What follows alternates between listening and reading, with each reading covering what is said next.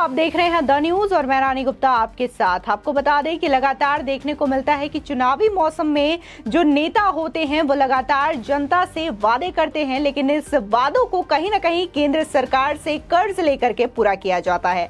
आपको बता दें कि आज वित्त मंत्री निर्मला सीतारमण ने ऐलान किया है और इस ऐलान से कहीं ना कहीं कांग्रेस को जहां बड़ा झटका लगा है, तो इसी के साथ ही आम आदमी पार्टी से ताल्लुक रखने वाले तमाम नेताओं को भी ये बड़ा झटका लगा है। दरअसल देखने को मिल रहा है कि निर्मला सीतारमण ने ये कहा है कि जो सरकारें ओल्ड स्कीम पेंशन को लेकर के वादा कर रही है, जनता से किसी भी तरीके का वादा कर रही है, तो ये अपने खर्चे पर किया गया वादा होना चाहिए। इसी के साथ ही उन्होंने कहा है कि केंद्र सरकार राज्य सरकारों को इस तरीके से कर्ज नहीं देगी। बता दें कि राजस्थान सरकार को न्यू पेंशन स्कीम्स का केंद्र के ट्रस्ट में जमा 45,000 करोड़ रुपए नहीं मिलेगा। इसे एनपीएस को खत्म कर ओल्ड पेंशन स्कीम लागू करने वाले गहलोत के लिए झटका माना जा रहा है।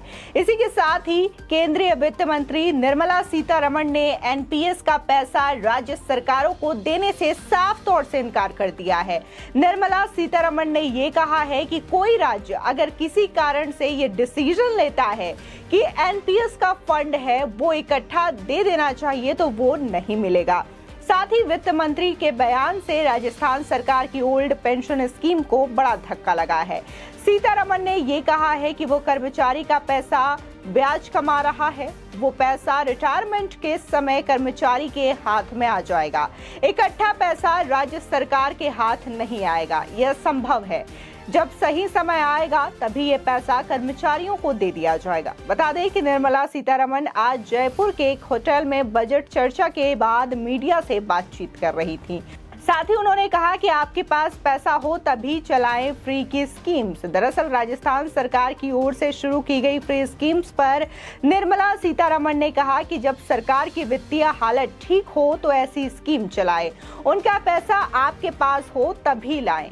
आप बजट में उनके लिए प्रावधान करें। अगर आपके राज्य के वित्तीय हालात ठीक नहीं है तो आप बजट में भी प्रावधान नहीं कर रहे हो, आपके लिए कर्ज ले रहे हैं, ये ठीक नहीं है। फिर उसका पैसा कौन देगा? इसलिए वित्त सचिव ने बोला था कि फ्री लंच नहीं होता।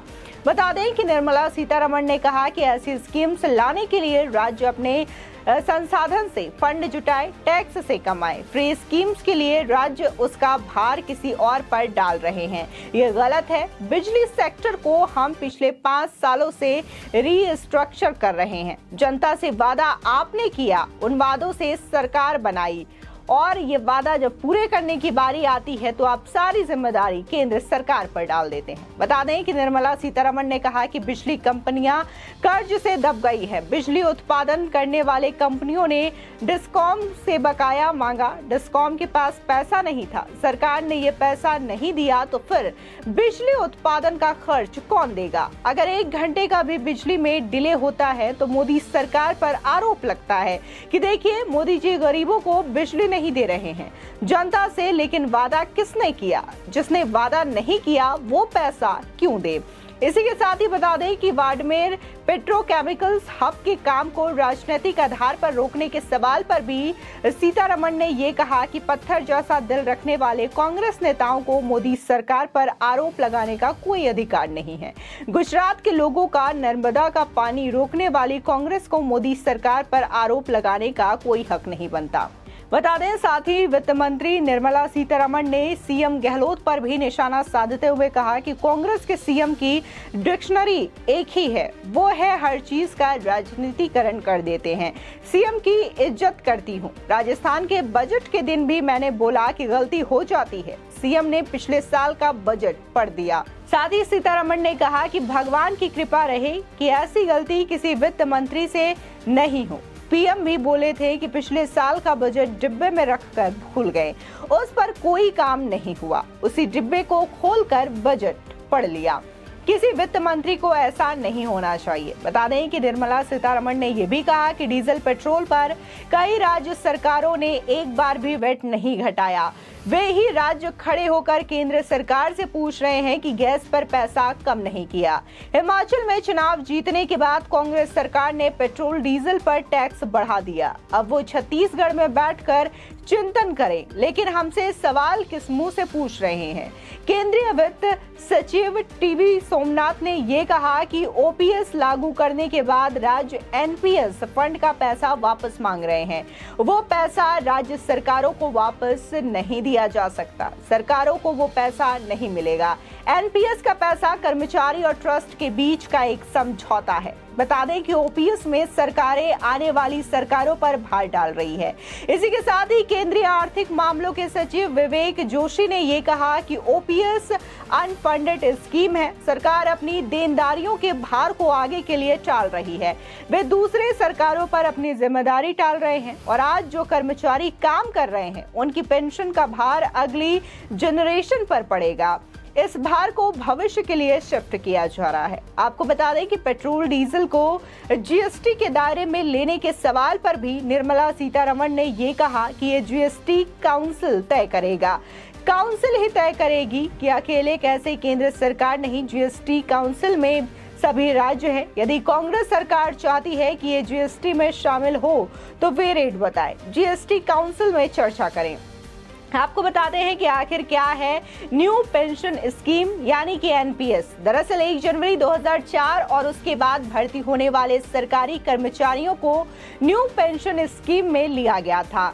इसमें हर महीने कर्मचारियों के वेतन से कटौती होती थी और इसी के साथ ही गहलोत सरकार ने 1 अप्रैल 2022 से ओल्ड पेंशन स्कीम लागू कर दी है। बता दें कि एनपीएस में कर्मचारियों के मूल वेतन का 10% पैसा कटता था। इतना ही पैसा राज्य सरकार अपने हिस्से का जमा करवाती थी।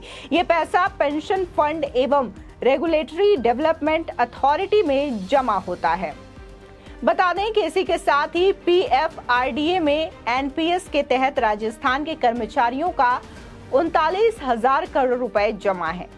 पीएफआरडीए के कानून के मुताबिक ये पैसा केवल कर्मचारियों को ही दिया जा सकता है। वही कर्मचारी चाहे तो प्री मैच्योर विड्रॉल कर सकते हैं। इसी के साथ ही गहलोत सरकार ने पिछले साल ही कर्मचारियों के एनपीएस का पैसा निकालने पर रोक लगा दी है। फिलहाल निर्मला सीतारमण ने जिस तरीके से ऐलान किया है तो इसको लेकर के गहलोत सरकार ने भी जवाब दिया है। राजस्थान के सीएम अशोक गहलोत का ये कहना है कि वो साफ साफ क्यों नहीं कहती कि वो ओल्ड स्कीम पेंशन के खिलाफ है। इसी के साथ ही अगर निर्मला सीतारमण की बात माने तो उनका कहना ये है कि अब जो कर्मचारियों का पेंशन है वो उनको रिटायरमेंट के बाद सौंपा जाएगा, ना कि राज्य सरकारों को सौंपा जाएगा। यदि कोई स्टेट इस तरीके से ओल्ड स्कीम पेंशन देती है और वो चाहती है कि एनपीएस का पैसा भी उसे मिले तो ये नहीं होगा। और साथ ही उनका कहना है कि अगर कोई पार्टी या फिर किसी भी स्टेट में कोई पार्टी सरकार बनाने के लिए जनता से झूठे वादे करती है या फिर किसी भी तरीके के स्कीम का अनाउंसमेंट करती है तो उसकी जिम्मेदारी केंद्र सरकार की नहीं है। वहां की सरकारें इस स्कीम को पूरा करे, जनता से किया गया वादा पूरा करे और इसको लेकर के वो केंद्र सरकार पर इस तरीके से आरोप नहीं लगा सकते। फिलहाल ये गहलोत सरकार के लिए बहुत बड़ा झटका माना जा रहा है क्योंकि एनपीएस के तहत उनके 45,000 करोड़ से भी ज्यादा पैसे जमा है और इस चीज को लेकर के सीधे तौर पर निर्मला सीतारमण जो कि वित्त मंत्री हैं उन्होंने ये ऐलान कर दिया है कि वो पैसे अब राज्य सरकार को नहीं मिलेंगे जो कि अपने मुताबिक स्कीम्स चलाते हैं और जनता से इस तरीके के वादे करते हैं। फिलहाल इस खबर को लेकर के आपकी क्या राय है हमारे कमेंट सेक्शन में जरूर बताएं। आगे की और भी अपडेट के लिए चैनल को सब्सक्राइब करना ना भूलें।